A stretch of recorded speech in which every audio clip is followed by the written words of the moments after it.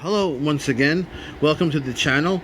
At a request of a viewer, I was asked to do actually something about open circuits and short circuits, and I think it's very appropriate, and obviously I think that's the foundation of all diagnostics. Let's get into it.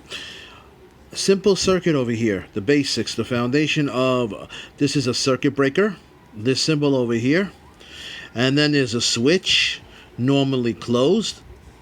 If you want to activate it, it'll be normally open. So this switch is closed. Current flows from the battery through each one of these bulbs. These could be headlamps, these could be parking lamps, right and left, whatever it is.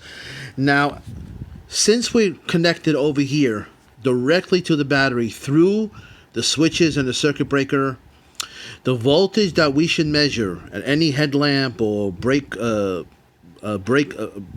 a light is 12 volts. Why? First of all, they are all in parallel. That means each has the same voltage across it. Number two, there is no voltage drop loss. There's no voltage loss across anything. The wires, the switches, the circuit breaker, very low resistance. If there's low resistance, then there's no voltage drop from here to here. There's 0 volts. 12 volts here, 12 volts here, 0 volts you lose. The full voltage is across here. From here to here, no loss. Also 12 volts. It's just a piece of wire, a connection. Same applies here. Same applies here. 12 volts here. When current flows through this bulb, for the parking lamps or like we said, whatever, is illuminated. How much voltage should be across it? 12 volts. How much on the other side? 0 volts. Now, let's take another one. A little similar. Same thing applies. 12 volts, 12 volts, 12 volts, 12 volts, like we just stated over here. Now, opens and shorts. The reason we have parallel is because if one bulb is open, let's say you have right, left, parking and headlamps. One of these is open. As you see, the turn signal clicks fast. You know one of the bulbs is out. Maybe in the front, maybe in the rear. That bulb is out. Let's say this one is out. Since there are other branches for the circuit, we still have 12 volts across here, even though there's an open over here.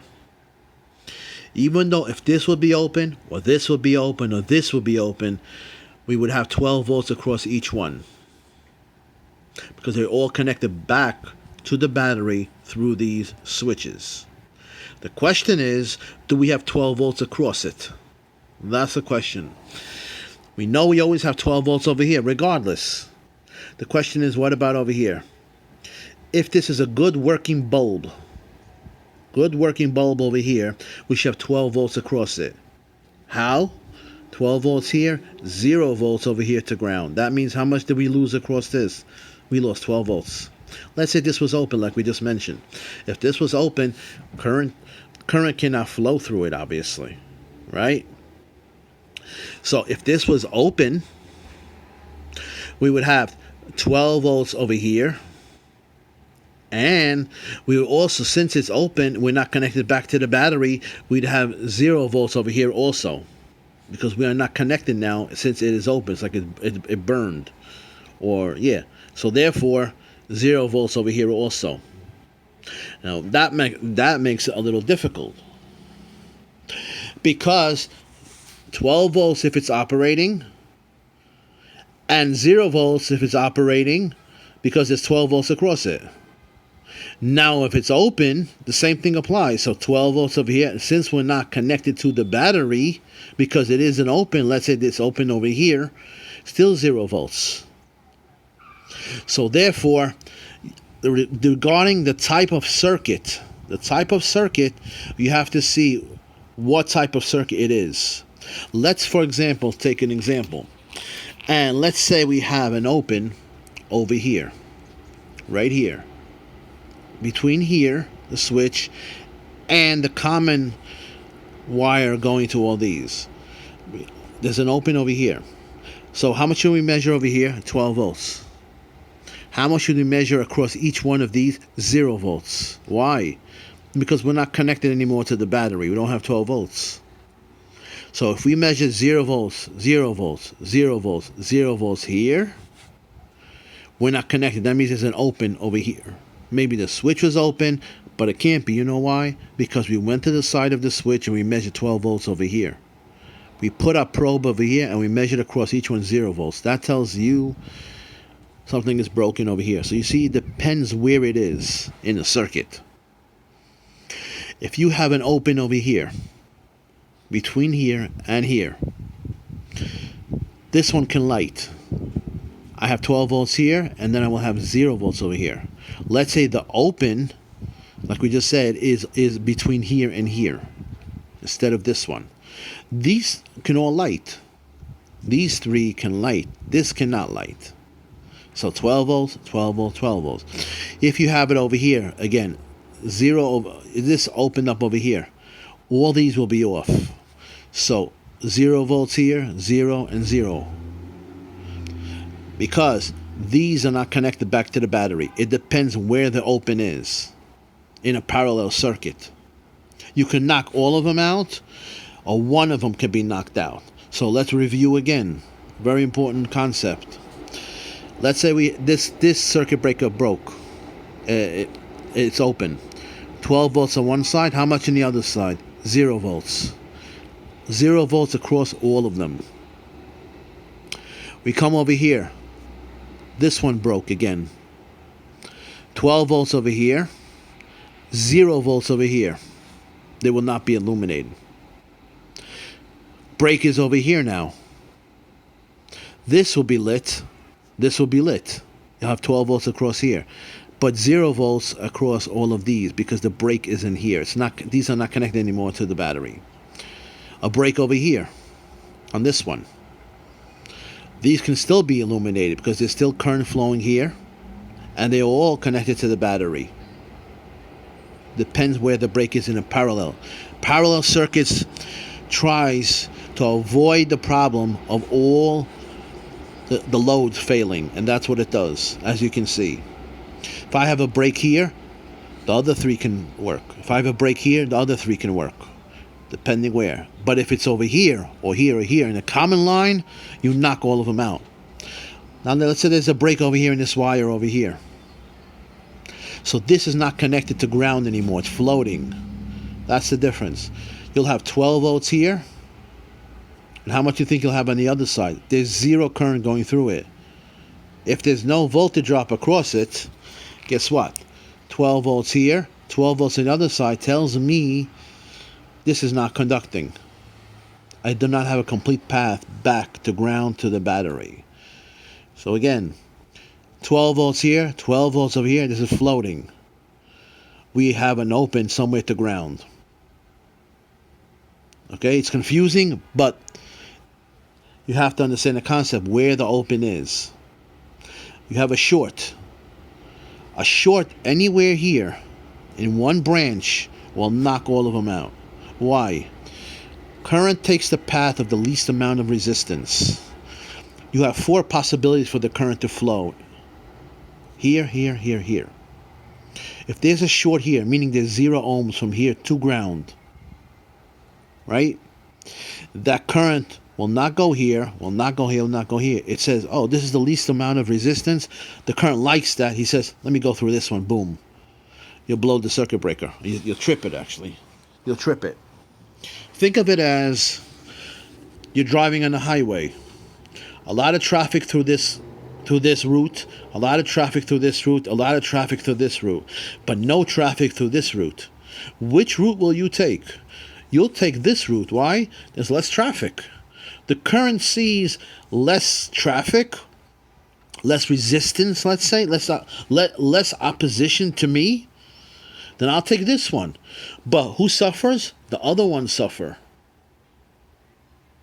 If there's a short, and this is called a short to ground. Let's say you have a short over here. What will happen? Nothing, because you know why? It's just a wire. It's across a wire. So it depends where the short is. A short to ground means a short from here to ground. You can have a short from here to here, but it won't affect anything. You know why? Because the wire is already a short. If I have a short over here across this switch, how will it affect it? If I want to open up the switch, it will affect it. If I have a short across this will always be closed, this circuit. Even when I open the switch, it'll still be closed to my wire across and my short across it. These lamps will always be on. If you put a short over here across the circuit breaker, oh boy, then you really have a problem, because you just shorted out the bat. You just shorted out this part, right? So if any of these have low resistance to ground, then you have problems, obviously. But you still have the resistance of these. To look at my videos, I have more videos on this about shorts and opens on my channel, Joe Electronic Schematics for Auto, where it goes more deeper into it. And my other channel, Automotive Electronic Schematics for Joseph, that's my other channel. So again, it depends where the open is in the circuit. In conclusion, if the open is in a common ground, the common place, it knocks all of them out. Okay. If the open is an individual branch, that branch will not be operating, but all the other ones can. So if you have parking lamps, if you have headlamps, you see one headlamp on, let's say it's a turn signal. This is a turn signal, right and left. You see that turn signal out? What are you going to think? You're going to look at the other lamps and say, okay, the other lamps work. This turn signal doesn't work. That can only be that the bulb is not good.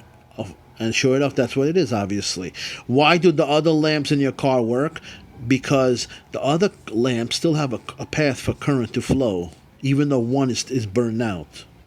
Again, depends where the open is. So, if there's a short, in conclusion again, a short to ground, all the current will flow here, all these will be taken out. Okay? It depends where you have a short. Let's try to find a better example. Here's a little example. I think it's a little better to understand it. Same circuit. Open over here. We took out the switch. Actually, we wanted to measure current. There's an open over here. What will I measure over here?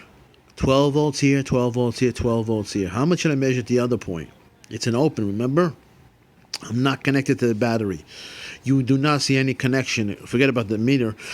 Connected back to the battery. Therefore, 0, 0, 0, 0 all across here. If I measure 12 here, I measure 0, boom. The first thing should come to my mind, hey, something is open. I'm not connected to the battery. Okay? Now, the same thing over here. We threw in a resistor over here. Okay, we threw a resistor. If there's a short across this, guess what? It's like a short to ground, because isn't this connected to ground? Then this fuse will blow. The fuse will blow. So therefore, or a circuit breaker or whatever you have. So therefore, since this will blow, because it's a short to ground, the battery is basically going from positive to negative to ground. So I hope this was helpful. Like I said, go to my channel, Joe Electronic Schematics for Auto. You'll see much more explanations about shorts and opens and things like that. Thanks for watching.